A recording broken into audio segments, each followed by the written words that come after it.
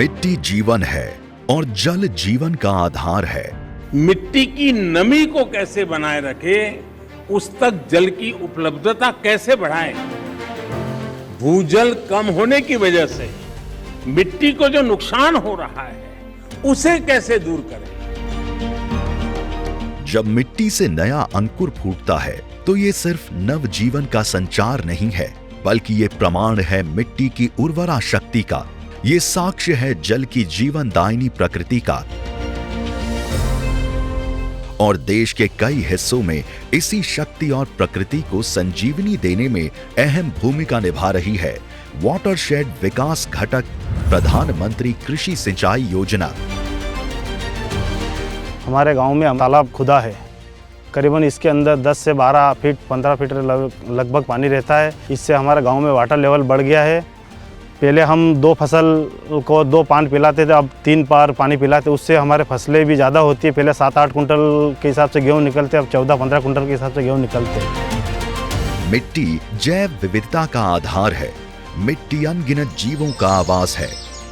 मिट्टी जल का भंडार है। लेकिन मिट्टी के संरक्षण की उपेक्षा एक बड़े संकट की आहट है, और इस आहट की भयावहता का उदाहरण है देश की लगभग 32.87 करोड़ हेक्टेयर जमीन में से करीब 30% यानी 9.78 करोड़ हेक्टेयर भूमि का कम उपजाऊ होना है। मृदा और जल संरक्षण की अवहेलना से भविष्य में अनाज उत्पादन में कमी के कारण खाद्य सुरक्षा का संकट खड़ा हो सकता है। मिट्टी एक कार्बन सिंक है जो ग्लोबल वार्मिंग को नियंत्रित करने में महत्वपूर्ण भूमिका निभाती है। ऐसे में मिट्टी की उपेक्षा भविष्य में अस्वस्थ पर्यावरण और असंतुलित जलवायु का कारण बन सकती है। मिट्टी को स्वस्थ और उपजाऊ बनाए रखने का मूल तत्व है जल, और इसी मूल तत्व के संचय के उद्देश्य से केंद्र और राज्य सरकार मिलकर वाटरशेड विकास घटक प्रधानमंत्री कृषि सिंचाई योजना का लाभ जन जन तक पहुंचाने के लिए निरंतर प्रयासरत है। और इसी प्रयास का परिणाम है कि आज WDC PMKSY 3.4 करोड़ हेक्टेयर भूमि पर प्रभावी है। परियोजना क्षेत्र में 45 लाख से अधिक किसान इस योजना से प्रत्यक्ष रूप से लाभान्वित हैं। यहाँ का जमीन पहले बहुत बंजर था, यहाँ पानी का कोई व्यवस्था नहीं था। जल छाजन से व्यवस्था मिलने के कारण यहाँ हम लोग को बागान लगाने का मिला। बांध देने से मिट्टी भी रुक जाती है हमारा, और पानी भी रुकता है उसमें, उससे हम सिंचाई भी कर लेते हैं। इससे हम लोग बहुत किसान खुशहाल रहते हैं।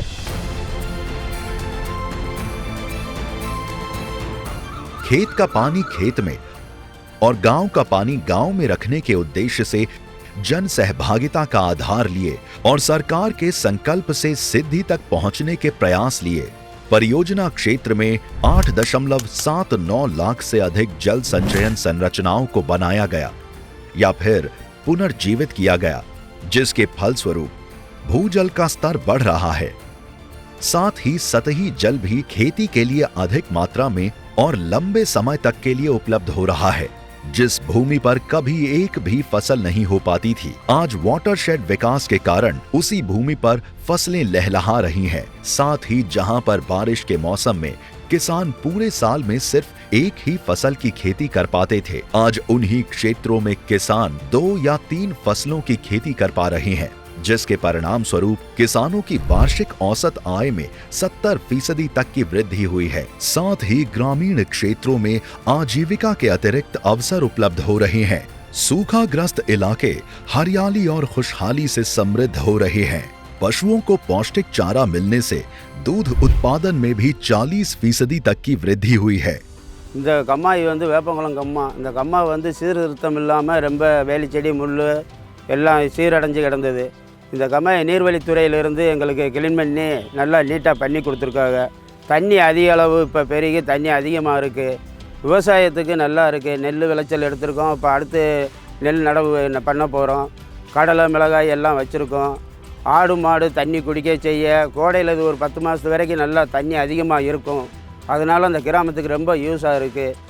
देश के जिन हिस्सों में बरसात का पानी ज्यादातर बह जाता था, आज उसी पानी को वाटरशेड योजना के तहत संरक्षित किया जा रहा है, जिससे वर्षा आधारित क्षेत्रों में बागवानी और एग्रो फॉरेस्ट्री को बढ़ावा मिल रहा है। साथ ही हरित क्षेत्रों को बढ़ाने के उद्देश्य से WDC PMKSY के तहत 2.5 लाख से अधिक हेक्टेयर भूमि पर वृक्षारोपण भी किया गया। मिट्टी और जल संरक्षण के संदेश और उद्देश्य को सार्थक करने में बड़ा योगदान है स्वयं सहायता समूह का, जो जन सहभागिता को आधार बनाकर गांव को विकास और समृद्धि की दिशा दिखा रही हैं। நாங்கள் காட்டு வேலை கூலி வேலை தான் பார்த்துக்கிட்டு இருந்தோம். இப்போ அவங்க கொடுத்ததுலேருந்து டெய்லி 30 கிலோ 40 கிலோ அரிசி மாவு அரைச்சி நாங்கள் எல்லா ஒரு கிராமத்துகளுக்கும் விற்றுக்கிட்டு இருக்கோம். ஒரு நாளைக்கு 30 கிலோ 40 கிலோ போடுவோம். 30 கிலோ மாவு போட்டோம்னா 25 பாக்கெட்டு 30 பாக்கெட்டு கிடைக்கும் 10 கிலோவுக்கு, 10 கிலோ அரிசிக்கு. அப்படிங்கும்போது 1 கிலோ மாவு 25 ரூபான்னு நாங்கள் விற்கிறோம். 3-4 ஊர்லேருந்து வந்து வாங்கிட்டும் போவாங்க, கொண்டு போயும் கொடுப்போம். அதனால் எங்களுக்கு இது நல்ல லாபமாக இருக்குது.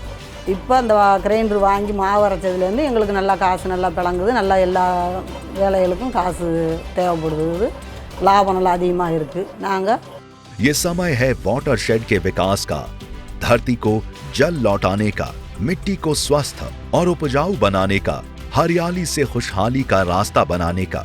तो आइए जल और मृदा संरक्षण का संकल्प लीजिए, श्रम दान कीजिए, सामर्थ्यानुसार योगदान दीजिए। वाटरशेड यात्रा से जुड़कर हर घर को जल